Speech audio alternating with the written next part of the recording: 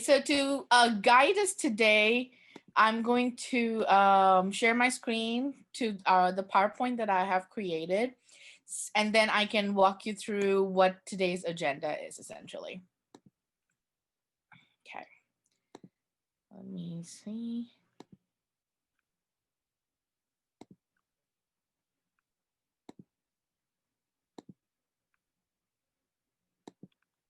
Okay. All right. So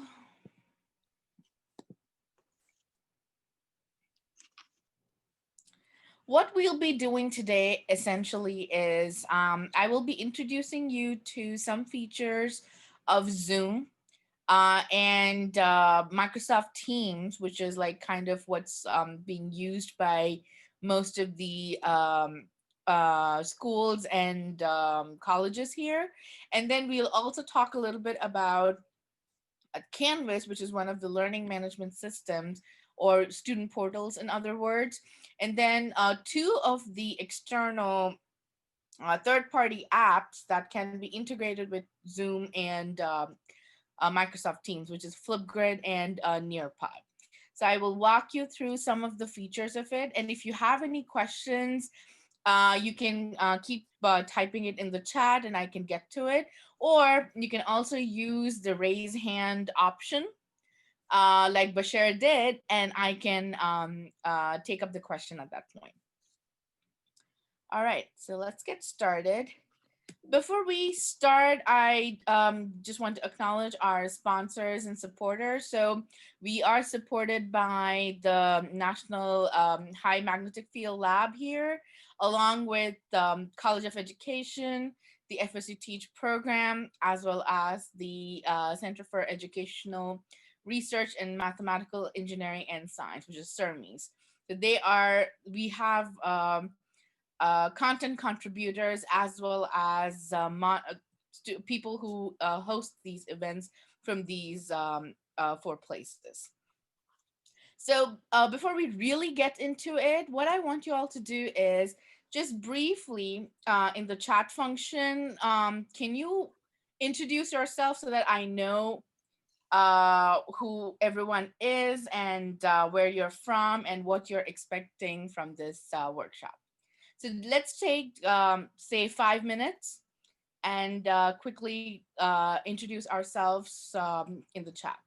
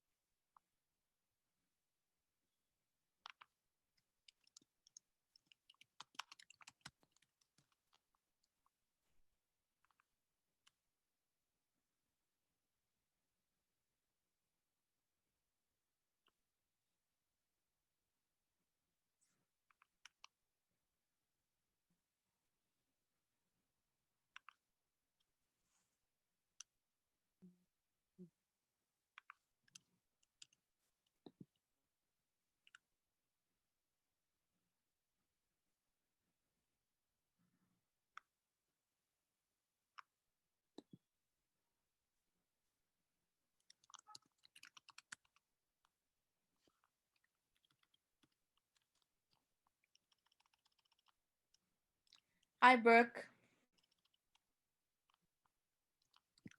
Can you hear me? Hi, Greenie.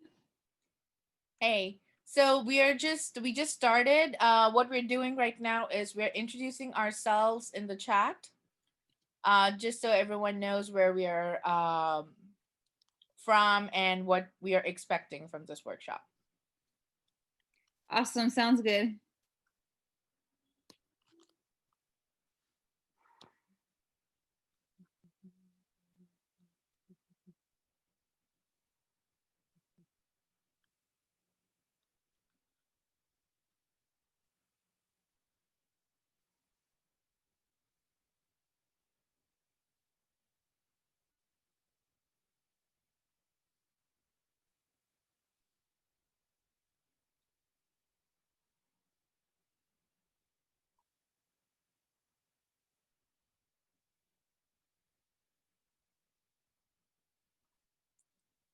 So it looks like we have heard from uh, almost everyone. So Brooke, you can take your time to put in your details there. Okay, so it looks like we have a variety of background. Some of you are school teachers at school. Some of you are instructors in colleges, and then I can also see that some of you are looking for virtual learning tools for training aspects. So the tools that we're talking about today will help you in most of those things.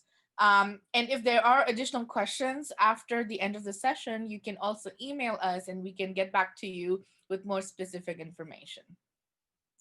Okay, so let's start with today's agenda. So today we're going to talk, like I mentioned before, briefly about Zoom, which is one of the synchronous platforms that is being used widely, and it looks like they picked up business as soon as pandemic struck, even though Zoom existed even before that.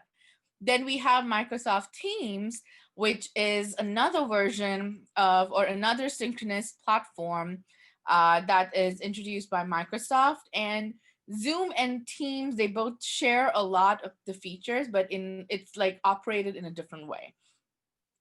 Canvas happens to be one of the learning management systems or student portals, and it is basically used for asynchronous work, as in students can work at their own pace, and all the materials for different classes or training materials can easily be uploaded on Canvas, and students and participants can access it from there. And then we'll talk a little bit about Nearpod and Flipgrid, which are third-party apps that are so that can easily be integrated with Zoom and Microsoft Teams. All right. So with Zoom, there are many features for Zoom, but we'll primarily be talking about 5 of them. The first one being polls. So polls can easily be used for um, formative assessments. If you want to check students understanding at any point, or if you want to get a little bit of feedback from them at any point, you can easily do it through polls. So polls technically need to be set before when you are in fact setting the meeting. So when you what do you call start the meeting, you have the option as a host to initiate the poll. So for example, we're going to do that right now. You have an option of launching the poll as a host. Huh?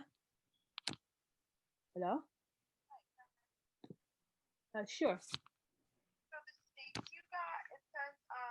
Oh wait, Chrissy, hold on 1 second. Can you hold on? Hold on. Okay, so I hope you all are able to see the poll. So it can be a single choice or a multiple choice poll that exists. And you can create it with any number of options that you want. So this is a good way of checking student understanding at the moment. for formative assessments or for getting feedback from students, whether they are understanding things or whether they need some changes in the instruction or any part of the lesson.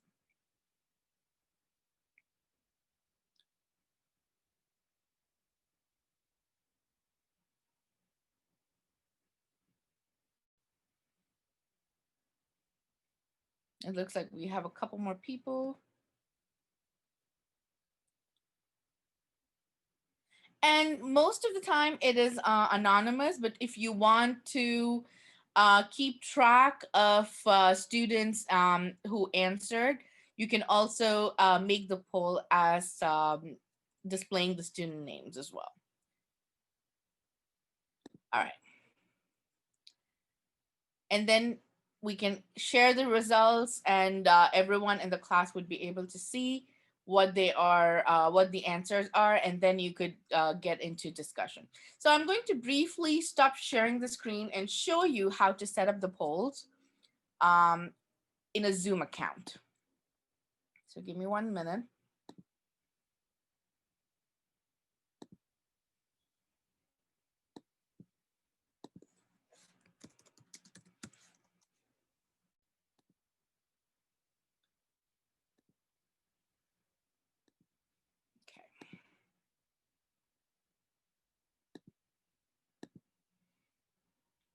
So this is what your Zoom account will look like. So when you are setting up a new meeting or scheduling a new meeting, you will have the option of, so you can just, this is okay, I'm just gonna save it like that. You would have an option of creating the poll over here. Once you schedule a meeting, you can add your poll questions.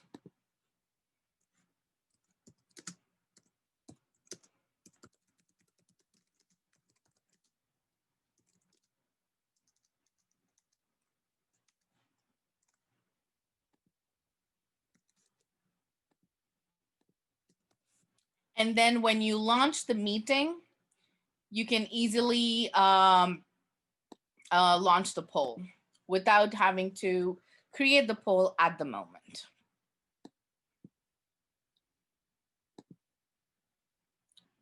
Any questions about the poll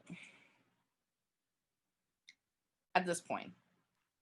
Yeah, you can create a poll during the class as well, right? Yes, you can create the poll during the class as well. So the host has the ability to do that. Since you all are guests in this meeting, you will not be able to see the option, but underneath where you have options like participants, share screen, reactions, the mute button, there is an option that comes up called polling, and there you will be able to create the question. Yes. And I have one more question. Is that okay? Of course, of course. The poll you just created, you said it launches when you start the class up. It launches right away when you start the class, or you have a set of time for it? No, so you have the option of launching the poll whenever you want. So if you create the questions beforehand, it just stores it under the poll option, and whenever there is the window of opportunity for you to initiate the poll, all you need to do is click at launch poll in that option. Okay, thank you. Yes, so Prerna is asking, can we share the poll results with the students at any point during a Zoom meeting? Yes. So like I can reshare the results again right now. Can you see it? So if in between in discussions you want to go back to the poll questions and let everyone see what the options were and to discuss it further, you can reshare the results. And I can relaunch the poll too. So for example, it's a scientific argumentation session, and the students create an argument or they choose a side before you go over the topic. And you can do that using polls. And then once you finish the topic and you want to see whether the student's understanding has changed or not, so you can simply relaunch the poll and then the students can again choose the answer based on their new understanding. So that way you can also monitor how much understanding the understanding has changed for the students. Thank you. This is great. I had one more question, if that is Of course, okay. of course, of course. Where are the results of the polls stored, and can we compare the different polls side by side? Yes, so you will have these polls stored in your account, and you will be able to pull them up from there. Let's see. Thank But you. here's the other thing. If you relaunch the poll, you might lose the previous results, so you would need to share like kind of save the results separately. And to make it quicker, you can also do like a screenshot so that you can display the results side by side so that your students will be able to see the changes themselves. Great. Any Thank other? you. You're welcome. Any other questions before we move on to the next feature? Okay, so let's see.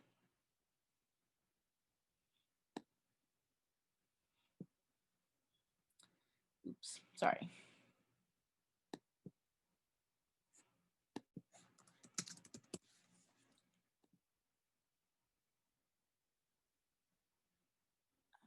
There you are.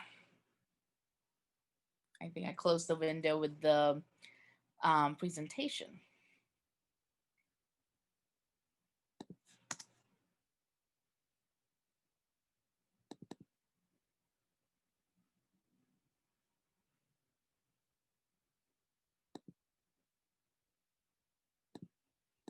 One sec, I'm having technical difficulties here. Okay.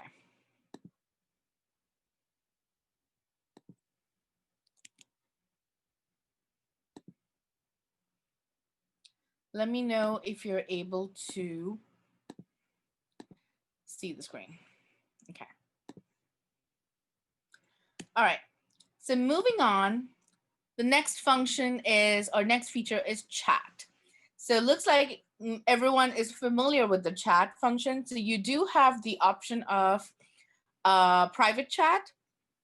Unfortunately, Zoom does not have a group private chat. So you won't be able to send private chats to a group of people. So it's either going to be to the host or to one-on-one. The host can actually control this feature of whether the private chats are allowed or not. So for students of younger ages, if you want to prevent any kind of distractions, it's wiser to keep that private chat option disabled so that they don't start chatting on the side. But if you want them to, or if you want them to be able to send you messages so that you know what's going on, or if they are shy, or if they have any specific questions that they want to ask which they're not comfortable in sharing with the group, you can enable the private chat option. The nice thing about chat is, so in a big class, in a class of say more than 20 students, if there are students who are shy and who hesitate to talk in a whole group discussion, or who are not too comfortable in putting their points out there, they can easily use the chat function to present their points. So anyone with a stage fright, or anyone who is uncomfortable in talking in a large group, the chat function is actually a really good option for those students.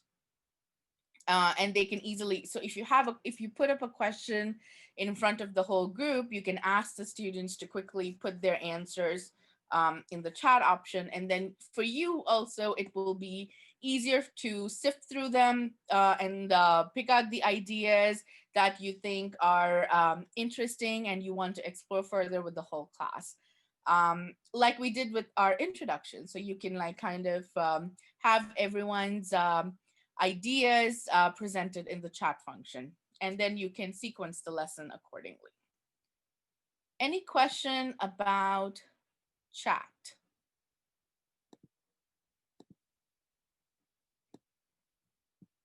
Okay. Moving on, Whiteboard. So this is another interesting option in Zoom. And I'm going to stop share here because Whiteboard happens to be another option under share screen.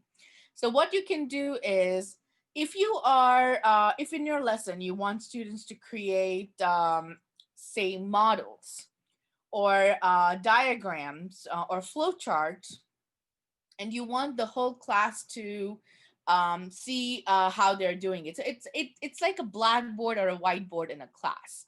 So you have the option of, oh, sure. Can you demonstrate how you can set the chat? The chat function is inherent um, in Zoom, so you don't need to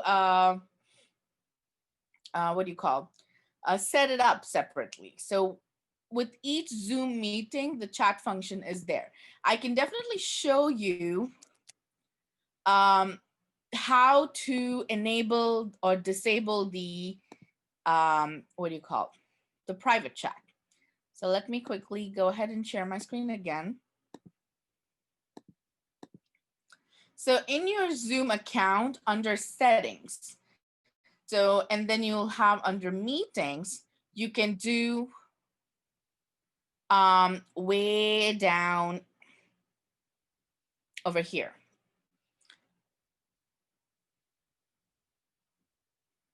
So way down under in meeting and in the basic features, you'll see the option of chat, and then you'll have multiple options there. So you can either have allow meeting participants to send a message visible to all participants, private chats, and then auto saving of the chat. So if you want to save the chats of the students to look at them later on, you can also do that.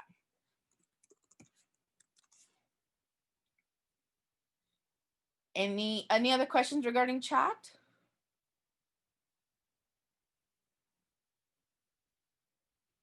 Okay. So where were we? Whiteboard. Now, Whiteboard is technically the whiteboard in your class or the blackboard in your class, where you can write things that or like draw things that are visible to the whole class. So the whiteboard option is also visible under share screen.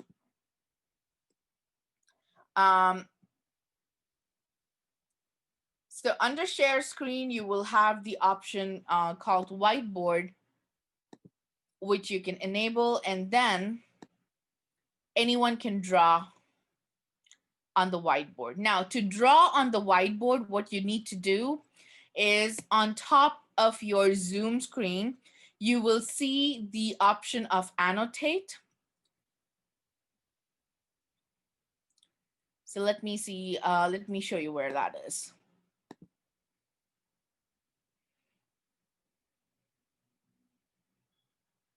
So if you look at the top portion, hold on. All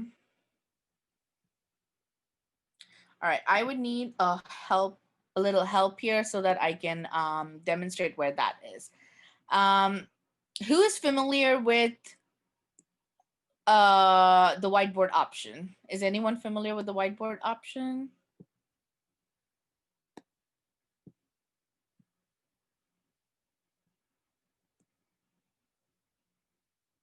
All right, I can walk you through. Okay. All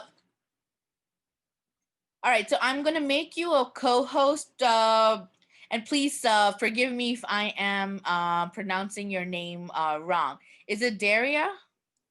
Yes, perfect. All right, thank you. Thank you. All right, so I am going to make you a co-host, and that is a question that you had. So for making a co-host, next to the under participants, next to the person's name under more, you'll have an option of making a host, make a co-host. If you want to allow them to record or allow them to rename themselves, all that options are there. So you can easily do that. All right, Daria, you are now a co-host. Can you share the what do you call, the whiteboard for me, please? Yes. All right, thank you.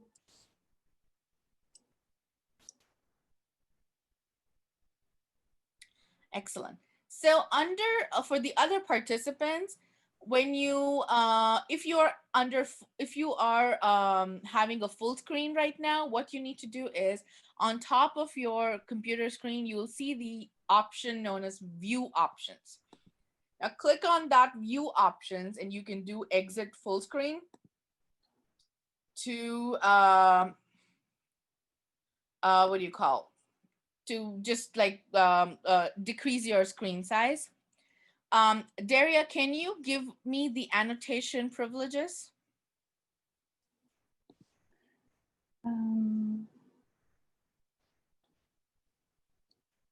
Yes. Do you want that I text here? No, annotation. So for you, it will be under your options on top of the screen. You will see there will be an annotate option. There Just is click on it. select a text, write, stamp, spotlight, eraser, format, undo, and random, clear, and save. And what I have. There has to be an annotate option on top of the screen.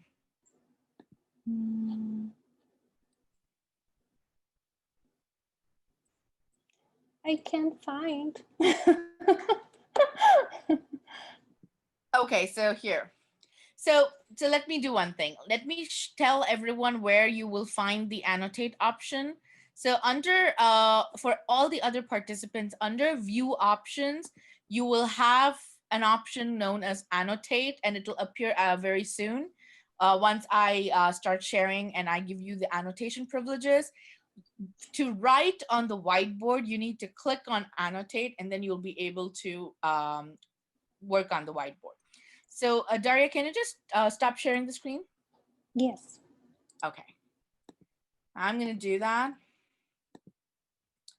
So the annotate option is on the top.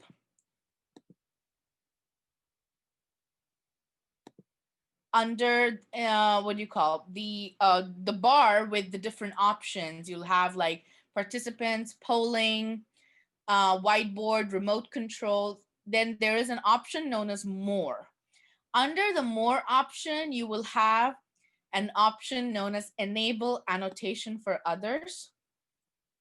Now everyone just take a look under your view options. Do you see the option of annotate?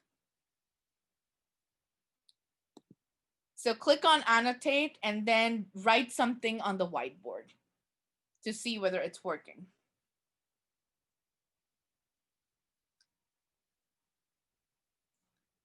Yes, and as you are writing, can you see that your name is also getting tagged when you're writing? Yes. So that is how you'll be able to like also find out who is which student is in essentially working on the whiteboard. So this is a good option when you want students to say make a picture or a flow chart or a diagram, and then you want other students to comment or critique that diagram or like maybe add something or make changes to the diagram. So each student can pick up color, or each student can have their name visible, and it will be easy. You'll be able to track it pretty easily. So just a quick recap. I know it's a little difficult to navigate back and forth, and you are not able to see my Zoom screen when I share. So as a host, the option is available under share screen. So you need to click on share screen, and then there is an option known as whiteboard under the under basic. When you click on whiteboard, the whiteboard will be visible to all your students.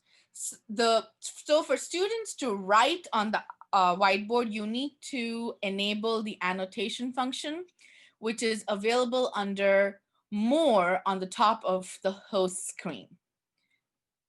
So there is an option of enable annotation for others. You need to click on that. then only your students will be able to write on the whiteboard. Any questions about the whiteboard?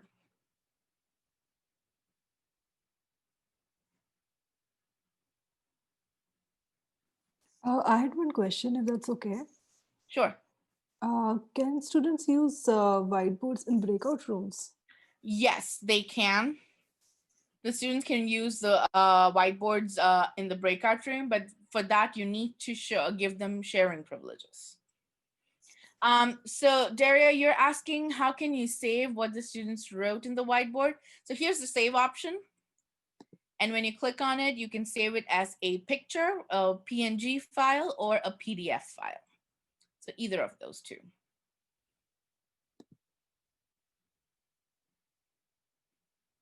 So the save option is again on top.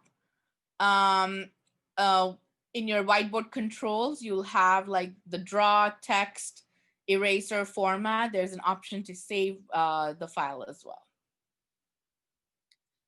Any other questions about whiteboard?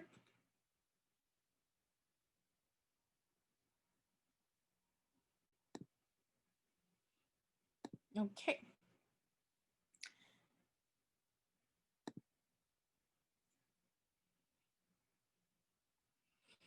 All right, annotation. Now, this annotation function can also be used when you are looking at, what do you call, documents.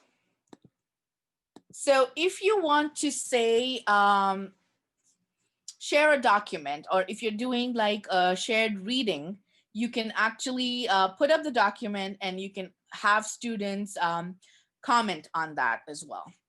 It's the same thing. You would need to share the screen. Say, for example, I'm sharing the PowerPoint screen right now. And if you look at your annotation option is still on, so you can actually annotate this PowerPoint screen. It's not going to affect your actual PowerPoint. It's just going to show, it's just going to show up in this particular screen. So it looks like Brooke wrote, "Hi, Harini." So she's able to annotate the screen. So similarly, if you want to, say, for example, ask about the polls, so you can use your annotate option and you can just circle there. Or if you want to write something or type a question so that the teacher knows. So that could be an option too, especially when you're reading articles or you're reading chapters from a textbook. So that is the annotation feature, which can be used apart from your whiteboard. Any questions about annotation?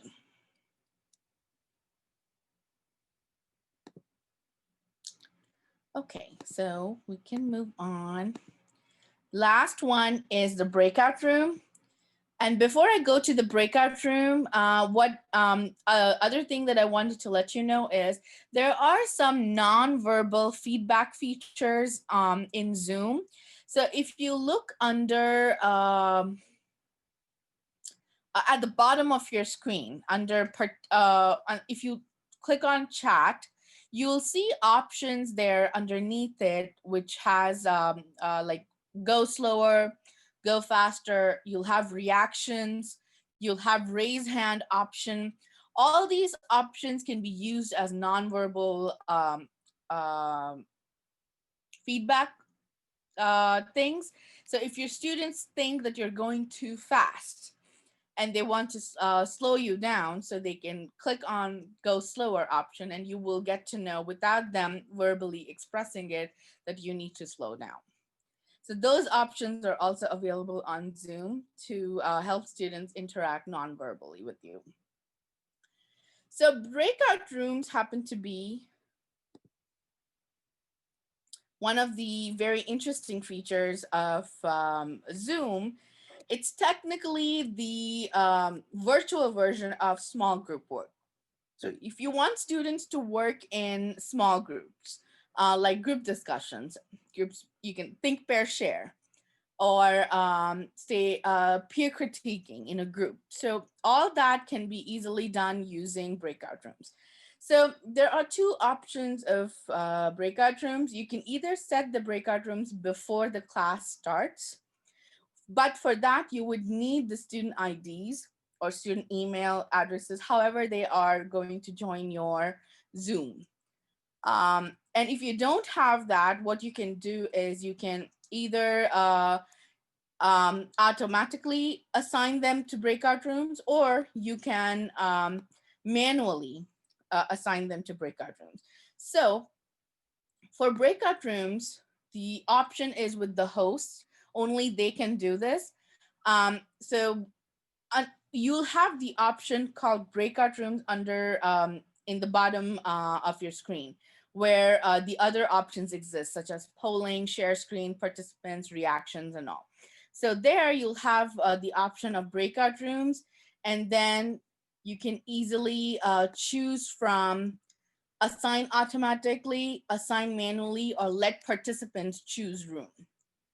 So say, for example, I am creating 3 breakout rooms, and I'm going to let you choose the room. You'll get the notification, and you will be able to choose any of the 3 rooms.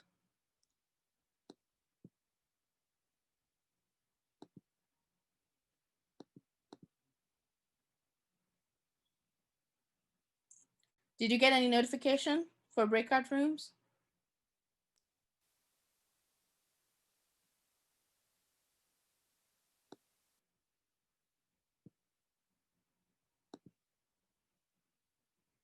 Okay, let's do this again. Or I'm going to do the manually first.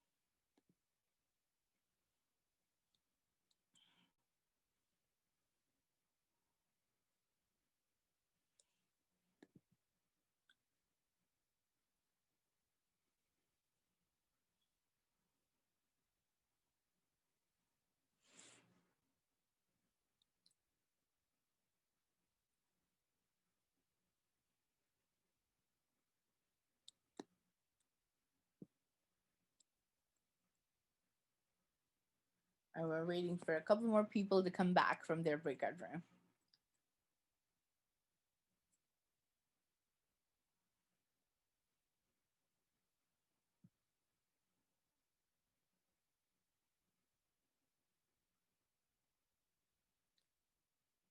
So you actually can control the pacing of the students in breakout rooms by presetting the time of how long you want the students to be in it. So you can set it up for 7 minutes, 10 minutes.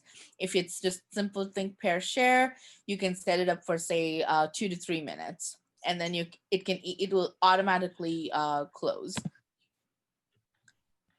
The other interesting thing about breakout rooms is for hosts and co-hosts. So if you have a TA who will be a co-host, you might be able to just go into any of the breakout rooms and look into what the students are doing. So think about it as in the classroom where you visit different small groups to listen to what the students are doing, and like to see and to give them help. So you will be able to visit the different breakout rooms using the join room option under the breakout rooms option. So the other thing is what do you call?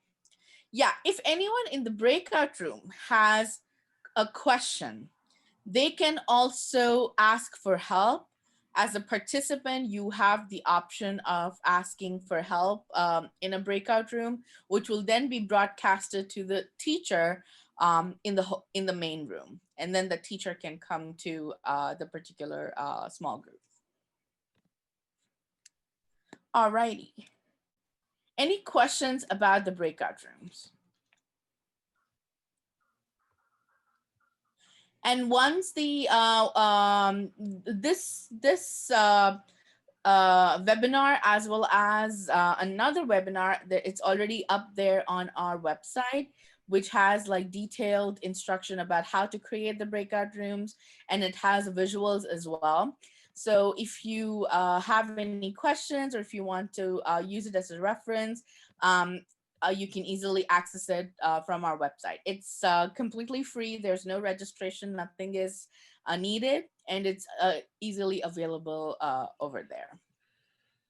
All right, so moving on to the next option that we have, which is Microsoft Teams. And to, before that, so outside apps can also be integrated with Zoom. So if you want to observe what the students in the different breakout rooms are doing, you can easily use the options or Google apps such as Google Slides, Google Docs, Google Sheets, or you can use Microsoft Office apps where the Google apps are not working. And you can easily see what the groups are doing in those apps, since these are all synchronous apps, things that you can work on synchronously as a group, and you will easily be able to see what everyone is doing. These apps can easily be used with Zoom.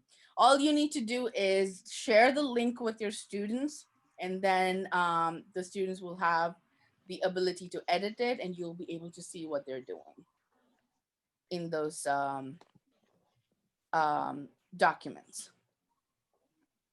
And other than the Google apps and the Microsoft Office apps, you also have independent apps such as Whiteboard or Nearpod, which I'm hoping to talk about.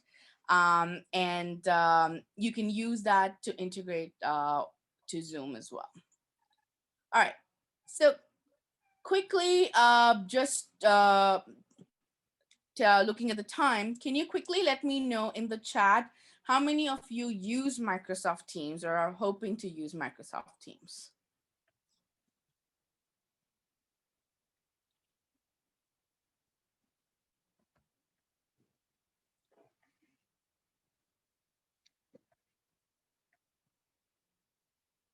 Okay, so it looks like no one. Okay.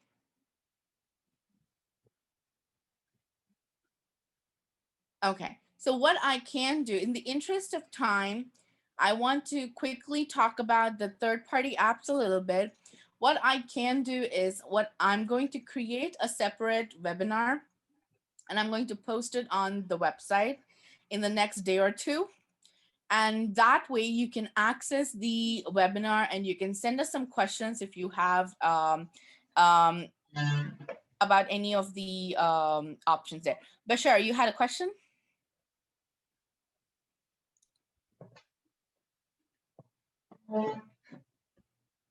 No, I'm sorry. Oh, that's okay. No worries. So does that work with everyone? So Microsoft Teams, just to give you a quick idea, Microsoft Teams is similar to Zoom with the option of actually creating a classroom. So it's like a mixture of your Canvas and your Zoom. So it's integrating the two. So you can have all your materials listed in Microsoft Teams, and you can also have synchronous sessions as well. The most interesting part of Teams is you have more than 300 third-party apps that you can choose from to integrate with Teams. So may be related to a training. So I know that some of you are interested in using Zoom and Teams for training. You have specific apps for those kinds of things as well. For classroom teaching, you have options for, say, Quizlet. You have options for Flipgrid and SurveyMonkey. And then you have options for, I don't know whether Kahoot is there. It looks like Kahoot is also there. I can see that now. And then you have options for drawing tools, graphing tools. So all these third-party options can easily be integrated with Teams. So there are more than 300 options, and you can choose from any of those. So I'm going to make a short video for Microsoft Teams separately, and I will post it to our website for you all to take a look at. And then you can send us any questions that you have. Canvas is a learning management system. And I'm going to quickly show what it looks like. Let's see.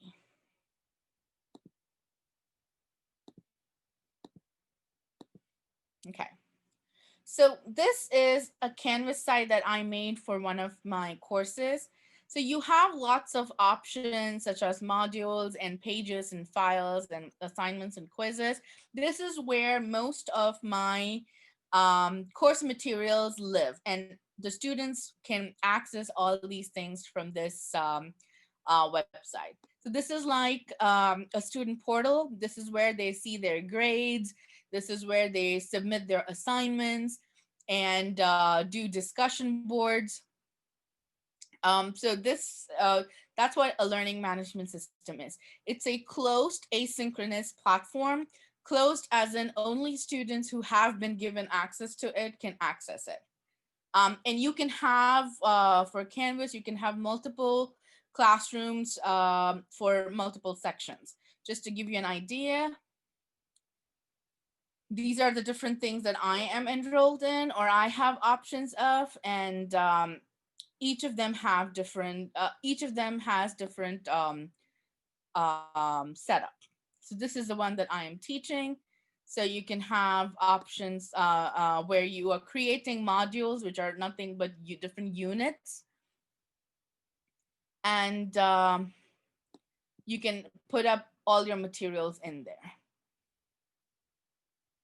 Similar to Canvas, Blackboard is another learning management system that's used in different institutions. The other one being Moodle. Each of them have different features that are specific to them, and then different features that are common, which are like discussion boards, for example. It's a common feature amongst all asynchronous platforms. You can use the discussion boards for students to have asynchronous chats or asynchronous discussions. For example, for my course over here, I had a case study listed in a discussion board, and the students can reply to the case study and then interpret it. And the other students can also reply to each other or to the primary post. So it's like asynchronous chatting option. So that is Canvas. Any questions about Zoom or Canvas before we move on to our third-party apps?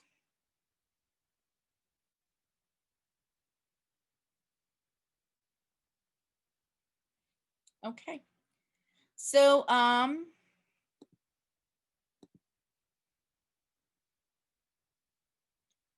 right, there you go.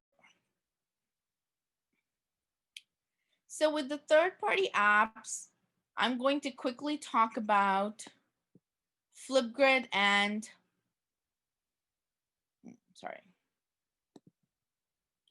Flipgrid and Nearpod. Now, Flipgrid is an option for video recording. So if you want students to record their presentations, or if you want to them to record a 10-minute talk or a monologue, or say like a group presentation, they can do it with Flipgrid. So the only caveat is that it's for the free option of Flipgrid, you can only record a video for a maximum of 10 minutes. And the other nice thing about Flipgrid is you can record a response in the form of a video, or you can also respond to the video using text options. To quickly show you what that looks like.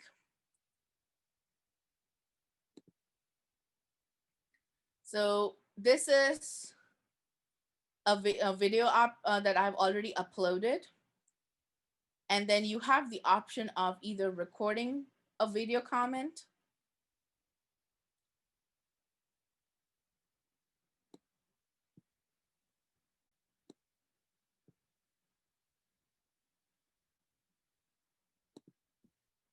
Harini, I don't know if everybody else is seeing this, but I'm just seeing your presentation slide, not Flipgrid. Thank you. And I just realized why that's happening is because it needs to, for the video response, you need to use the camera, and the camera is currently being used by Zoom. So that's why you're not able to see the Flipgrid option here. So let's see. What are you able to see here now? Are you still seeing my presentation? Yeah, it's still your Google Slides. Okay, let's see what's going on. Oh, and now they went away. Yep, I stopped sharing. Okay. Oh, now we can see. Yes.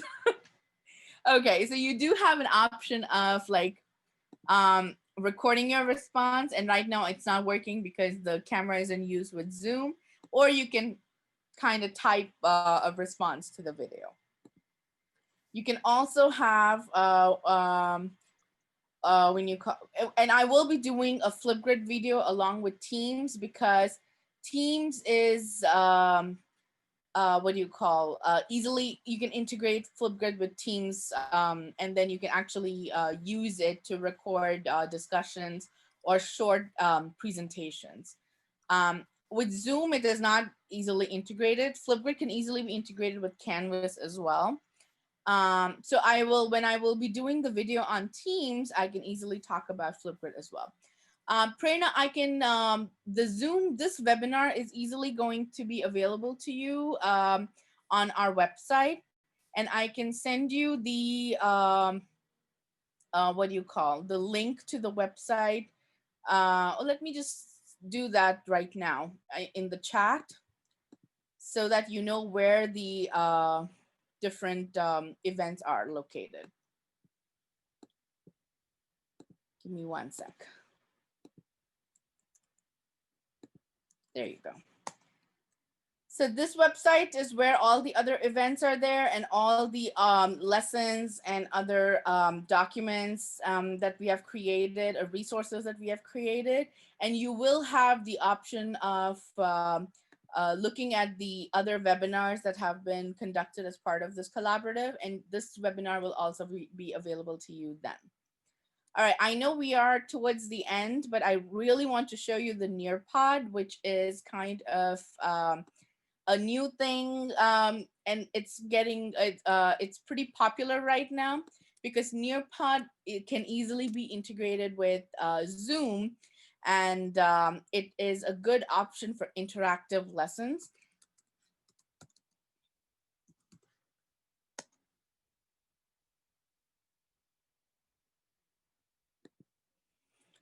So nearpod.com, and I'm going to share my screen and show you where that is, or how that looks like. Give me one sec. Okay. So Nearpod, for the free option, you have a limited amount of space to upload any file. So what you can do is you can create lessons that are combined with videos and different activities. And then those lessons can easily be available to students to be worked on at their own pace, which is asynchronously. or they can participate live in a synchronous session as well. And the third option being you can actually do both Zoom sessions as well as live participation in your Nearpod lesson. So quickly to show you what it looks like. All right, one sec.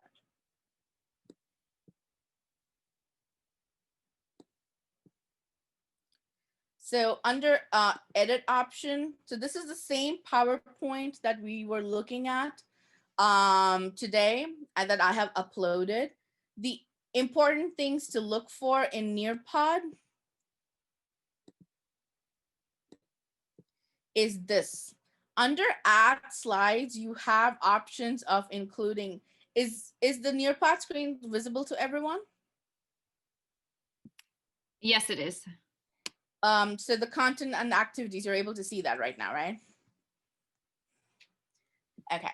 So you can add different slides. You can add video, a web content, or a 3D or a FET simulation, BBC videos and audio. So that's the interesting thing. You have different things that you can actually add to your presentation. Other than the content, you can also add different activities. So you can add, say, a collaborative board, a poll, or say a quiz, and you can see a Flipgrid integration option here as well, where students can actually create a video and it will be visible to everyone. So for example, I'm just going to do an open-ended questionnaire here.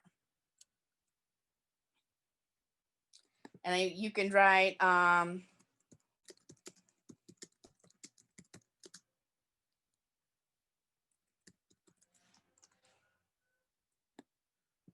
and save it.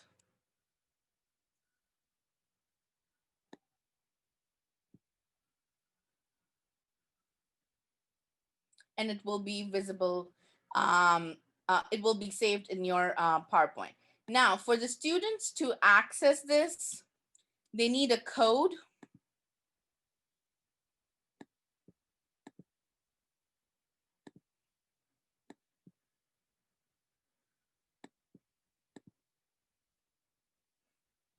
So this is the code.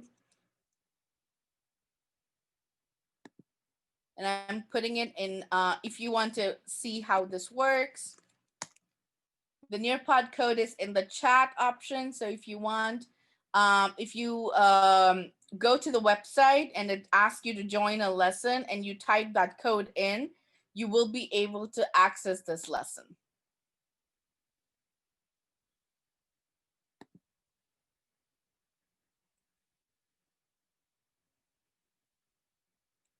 And you have different codes generated for each of the three options.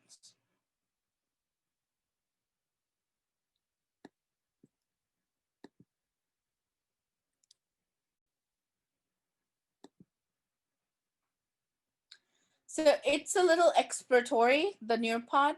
Nearpod is being used by most of the teachers that we've been working with to incorporate some collaborative elements, because one of the things that everyone's been talking about is that Zoom sessions or synchronous online sessions have been a little, less interactive.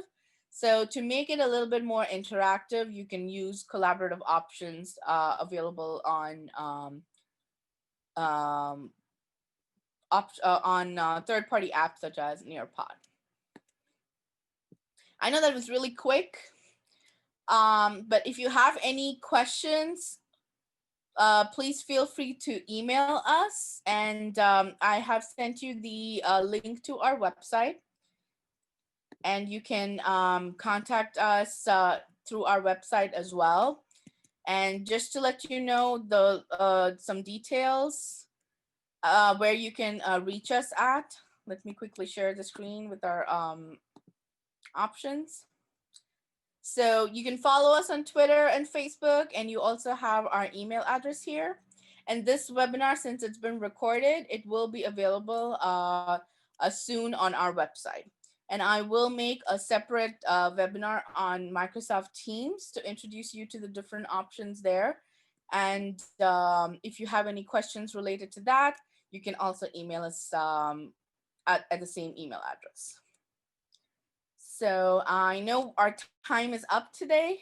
If you have any questions, please let me know. Samantha, I know you joined us late, so if you have any questions, I'm going to be here. Please let me know, and I can answer them. Thank you for joining us, and looking forward to hearing from you. Bye. Have a good week. Bye-bye. Take care. Thank you. Sure, Bashar, can you just type your, send me your email address in a private chat? Then I can send the presentation to you.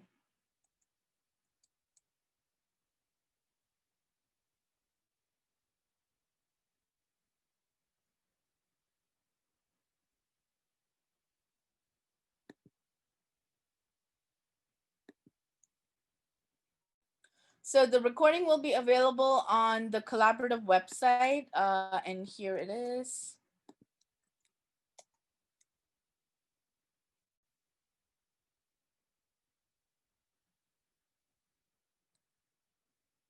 So do you want the presentation, or do you want to want the recording? Because the recording will be available on what do you call the website? Yeah, the recording would be excellent. Is that Okay? So the recording will be available on the website, and the presentation I can send. I can try to send via the email because it's a big file. If not, I'll find a way to let you all know where it is. Okay, thank you. You're welcome. Thanks for joining. Thank you so much. You're welcome. Have a nice night. Thank you. You too.